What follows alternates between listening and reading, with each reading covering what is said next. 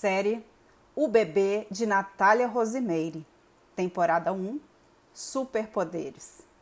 Olá, vamos participar de uma videoaula diferente.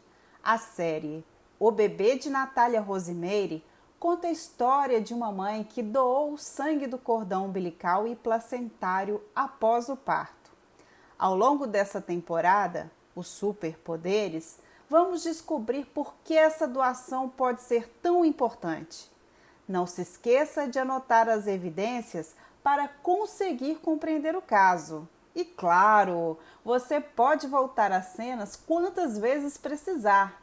Acesse também as sugestões de leitura para ampliar ainda mais o seu conhecimento.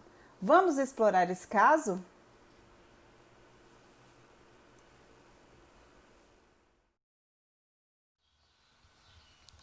Episódio 4. Manutenção. No episódio anterior, algumas células-tronco hematopoéticas estabeleceram um compromisso, ou seja, ficaram comprometidas com a diferenciação e maturação celular. Foi um caminho longo e cheio de influências específicas que guiaram essas células. Porém, outras células-tronco hematopoéticas são responsáveis pela manutenção do equilíbrio entre autorrenovação e diferenciação. Como a homeostase entre a autorrenovação e diferenciação é mantida, nem todas as células-tronco hematopoéticas ficam comprometidas com o processo de diferenciação. Como foi visto anteriormente, as células-tronco hematopoéticas de longa duração são responsáveis pela manutenção de um pool de células-tronco hematopoéticas. As células-tronco quiescente se localizam no nicho vascular, onde a manutenção é regulada pelas células endoteliais e mesenquimais, que secretam diversas moléculas, entre elas a prostaglandina E2. Sob a ação de moléculas efetoras ou indutoras, a célula-tronco hematopoética sai do processo de quiescência com consequência ativação dos fatores de transcrição, que promoverão a síntese de proteínas relacionadas com a entrada no ciclo celular. Você consegue se lembrar do ciclo celular? Procure responder no seu formulário de evidências.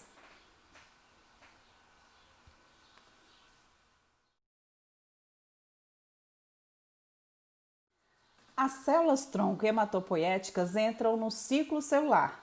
Como o ciclo celular é regulado? O ciclo celular é regulado por várias proteínas. Entre essas destacam-se as ciclinas e as enzimas quinases dependentes de ciclinas. Essas moléculas agem em momentos específicos do ciclo celular. Na fase G1, existe um ponto de controle, também chamado de ponto de partida. Nesse momento, a célula define se vai seguir ou não para a próxima fase do ciclo. Para isso, são necessárias substâncias indutoras que promoverão a síntese das ciclinas do grupo G1. Se a concentração de ciclinas G1 atingir um limiar específico, ocorrerá ativação das quinases CDK. Uma vez que a CDK é ativada, inicia-se uma cascata de fosforilações que leva à formação de um complexo ciclina G1-CDK, denominado de SPF, ou seja, fator promotor da fase S, e ativação de diversas proteínas relacionadas com a replicação do DNA, como DNA polimerases e helicases, entre outras. A célula entra então na fase S, quando se inicia a duplicação do DNA. No entanto, esse processo não pode acontecer continuamente, ou seja, o DNA deve replicar apenas uma vez. Sendo assim, a partir de um momento da fase S, a síntese das ciclinas G1 diminui e a degradação aumenta.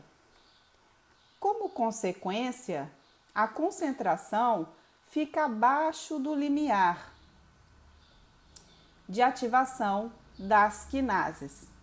As ciclinas G1 são dissociadas do complexo e degradadas pelo proteassoma. Dessa forma, finaliza os processos de ativação das proteínas que estão relacionadas com a replicação do DNA.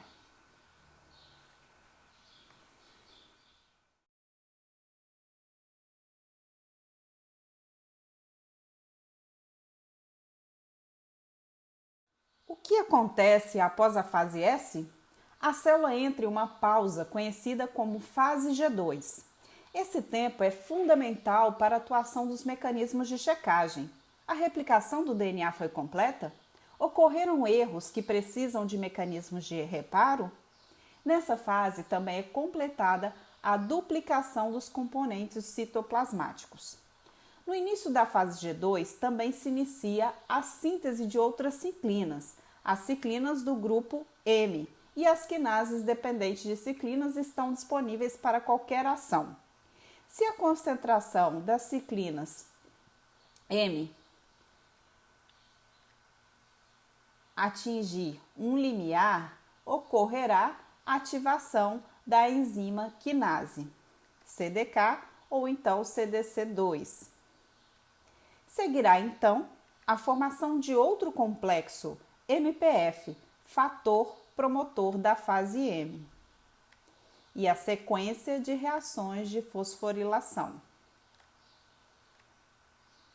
Essas fosforilações, por sua vez, regulam proteínas relacionadas ao citoesqueleto, lâmina nuclear e estonas, levando à perda de contato celular com as células vizinhas, formação do fuso mitótico, desintegração da carioteca e enovelamento da cromatina com compactação dos cromossomos e associação dos centrômeros com os cinetócoros. Todos esses eventos indicam o início da mitose. Ao chegar na anáfase, os níveis de ciclina reduzem, porque há diminuição da síntese e aumento da degradação, e ficam novamente abaixo do limiar. Sendo assim, o complexo MPF se desfaz, liberando as CDKs. É importante ressaltar que a inativação do MPF só ocorre após os cromossomos se ligarem aos microtúbulos cinetocóricos do fuso mitótico, para garantir a segregação normal dos cromossomos. As ciclinas são destruídas pelos ciclossomos, portanto, as proteínas são desfosforiladas e os eventos celulares são revertidos. Em qual fase da mitose acontecem os eventos descritos? Quais fenômenos ocorrem na anáfase?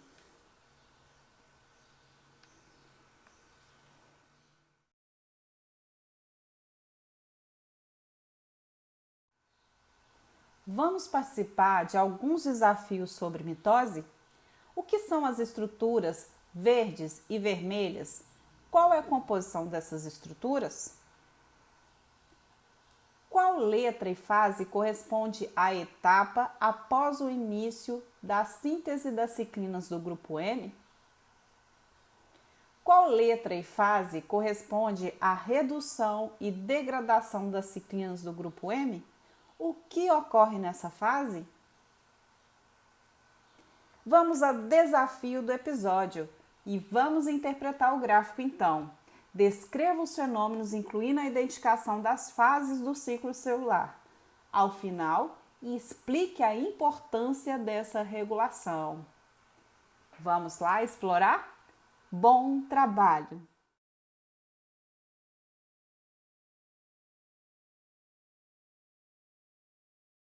Atenção, nossa investigação continua. Não perca a próxima temporada da série O Bebê de Natália Rosemary. Segue a lista da bibliografia utilizada para a elaboração dessa videoaula. Obrigada!